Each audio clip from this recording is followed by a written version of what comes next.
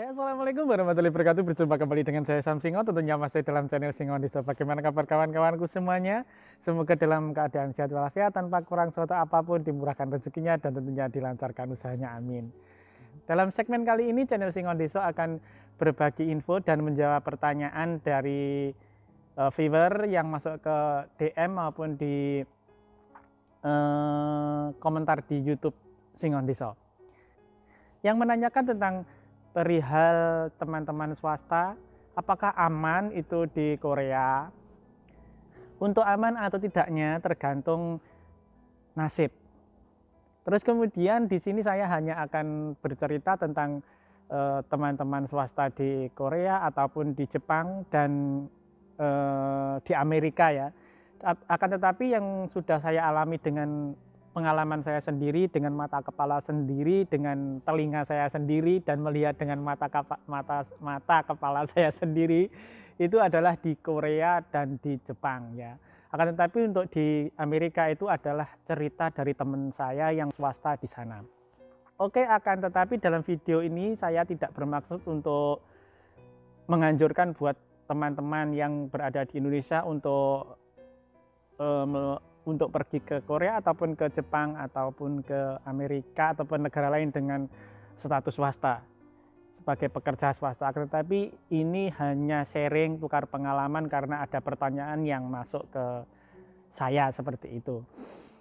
Oke, ini saya mulai dari pengalaman saya di Korea dulu ya, bahwa di Korea itu sebenarnya teman-teman swasta yang saya lihat, yang saya dengar dan dari cerita-cerita orang-orang teman-teman saya yang swasta di sini, kalau di Korea itu apabila tidak ada tenaga asing yang melanggar peraturan ataupun melakukan tindak kriminal dan sebagainya, itu insya Allah aman-aman saja. Dan itu betul saya alami di Korea dan saya lihat betul-betul jauh sekali perbedaannya dengan Jepang. Kalau di Jepang itu dulu saya pernah ilegal di sana, jadi saya merasakan sendiri bagaimana rasanya TKI ataupun tenaga kerja asing di Jepang. Nah, kemudian kalau di Korea itu yang jelas selama kita baik-baik saja dan tidak melanggar hukum, insya Allah itu aman-aman saja. Jadi bebas mau kemanapun, seperti antara resmi dan tidak resmi, antara teman-teman yang swasta dan teman-teman yang legal, itu sepertinya saya melihatnya itu sama saja, jadi nggak ada perbedaan. Jadi tergantung orangnya, maksudnya merasa bebas atau tidak untuk bepergian kemanapun, itu tergantung pribadinya kawan-kawan swasta masing-masing.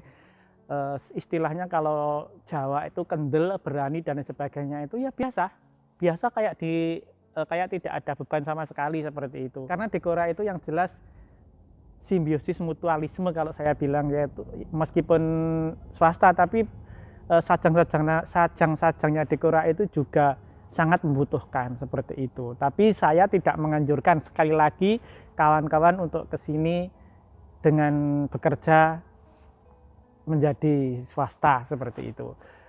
Terus kemudian kalau di Jepang itu yang jelas jauh banget berbeda dengan di Korea.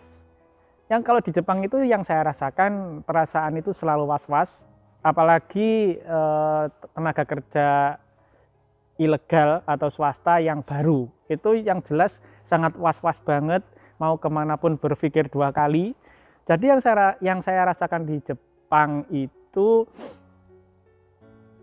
daripada di luar lebih baik di dalam rumah. Jadi keluar itu kalau nggak ada perlu tidak usah keluar. Jadi tetap di stay di rumah seperti itu. Jadi kalau keluar itu hanya bekerja, terus kemudian belanja, dan ada keperluan yang sangat mendesak.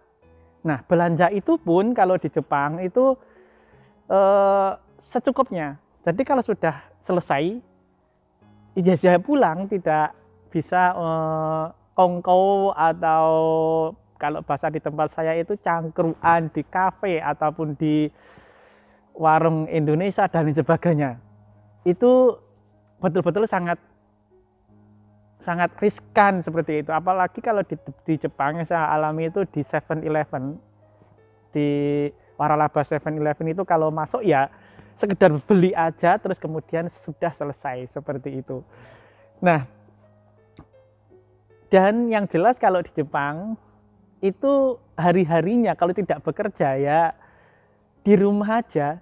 Jadi nggak bosan ya di rumah. Jadi kalau di Jepang itu swasta itu selalu setidaknya siap siaga ya. Karena apa? Karena kalau di Jepang itu meskipun orang asing di Jepang itu tidak membuat ulah atau tidak melanggar hukum, salah satunya tidak melakukan kriminal, itu tetap saja ada operasi.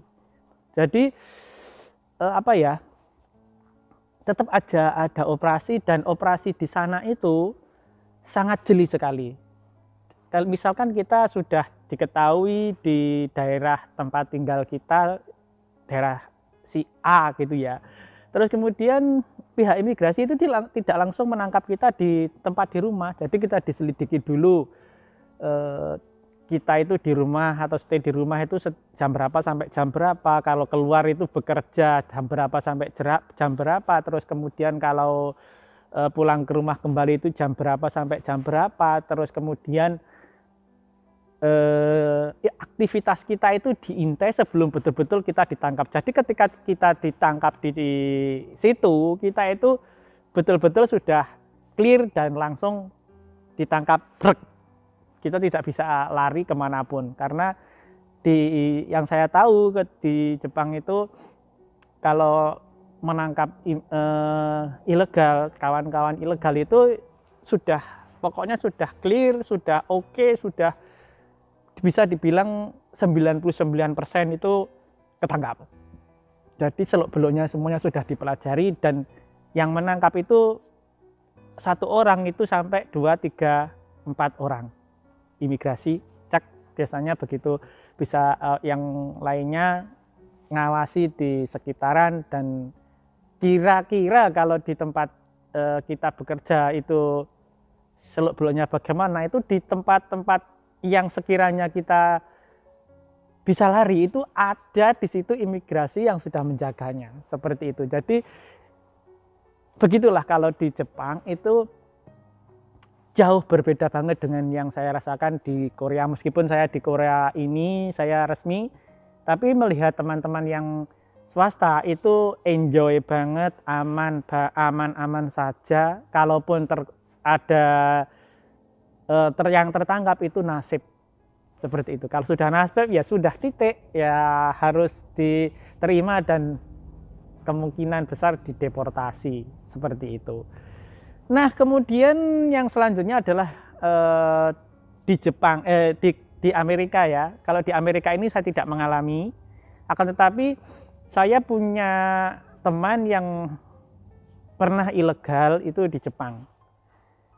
Nah, kata teman saya, maaf sekali lagi informasi ini hanya katanya ya, kata teman saya, itu kalau di sana bebas sebebas-bebasnya. Jadi hampir di sana itu dia itu 4 tahun ya, tidak pernah terdengar operasi tenaga kerja asing ilegal. Jadi bebas mau kemanapun, kayak di negaranya sendiri, seperti itu katanya. Tapi saya juga tidak tahu, karena waktu itu saya bersamaan dengan teman saya itu di Jepang bersama-sama swasta. Jadi dia sudah pengalaman di Amerika, dan dia itu di Jepang itu apa ya, terlalu berani banget keluar ke sana kemari. Dia mengandalkan bahasa Inggrisnya itu lancar. Tetapi di Jepang sama di Korea itu kayaknya sama, bahwa penduduknya atau masyarakatnya itu jarang banget yang betul-betul bisa bahasa Inggris, seperti itu. Maksudnya yang lancar berbahasa Inggris. Tapi rata-rata mereka itu memakai fanatik banget dengan bahasanya negaranya masing-masing. Tapi ternyata teman saya itu setelah beberapa hari di Jepang itu bercerita bahwa pernah ilegal di Amerika, dan di sana aman-aman saja. Dikiranya itu di Jepang itu sama saja seperti di Amerika, seperti itu. Oke, demikian kawan-kawan yang bertanya ke channel Singon Deso ataupun ke IG IG saya di Samsingo 78. Kurang lebihnya seperti ini. Dan apabila ada pertanyaan yang kurang berkenan, ada pertanyaan yang kurang jelas dan lain sebagainya, bisa ditanyakan di kolom komentar. Dan apabila ada kata-kata saya yang menyinggung perasaan kawan-kawan ataupun yang kurang berkenan, mohon maaf yang sebesar-besarnya, dan jangan lupa like, subscribe, and share. Terima kasih dan saya akhiri. Wassalamualaikum warahmatullahi wabarakatuh. Bye.